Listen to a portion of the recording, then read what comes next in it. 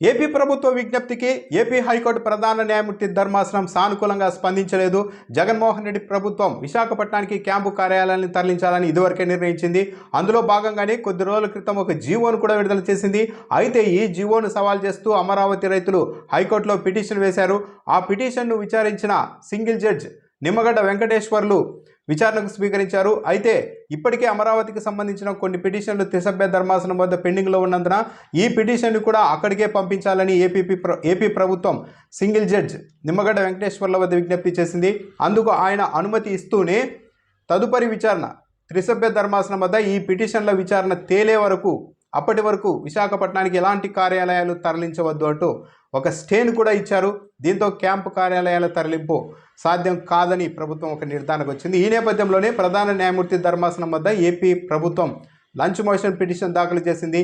Single judge ఇచ్చిన ఉత్తర్వుల కారణంగా విశాఖపట్నానికి కానీ ఉత్తరాంధ్రకు సంబంధించిన అంశాలపై సమీక్ష నిర్వహించేందుకు అవకాశం లేకుండా పోయింది.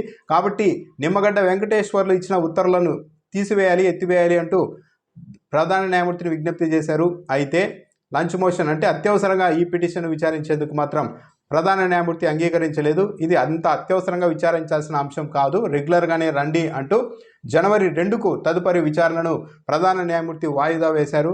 సో ఇప్పుడు అమరావతి నుంచి విశాఖపట్నానికి క్యాంపు కార్యాలయాలు తరలించాలి అంటే ఇప్పటికే త్రిసభ్య ధర్మాసనం వద్ద ఉన్న పిటిషన్లను ఆ ధర్మాసనం విచారించి ఒక నిర్ణయానికి రావాల్సి ఉంటుంది.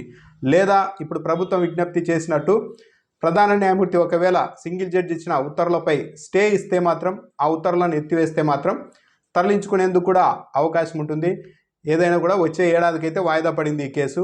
ఎన్నికలు కూడా 2-3 నెలల్లో రాబోతున్నాయి. కాబట్టి ఆలోపు ఈ వ్యవహారం 3 రాజధానుల వ్యవహారం అయితే తేలే అవకాశం లేదు. ప్రజా తీర్పును బట్టే తదుపరి పరిణామాలు ఉండే అవకాశం అయితే స్పష్టంగా ఉంది. చాలా డిలే అయింది. ఏళ్ల తరబడి జగన్మోహన్ రెడ్డి ప్రభుత్వం ప్రయత్నిస్తున్నప్పటికీ లీగల్ ఇష్యూస్ వల్ల అయితే అనుకున్నట్టుగా 3 రాజధానులను ఎస్టాబ్లిష్ చేయలేకపోయారు.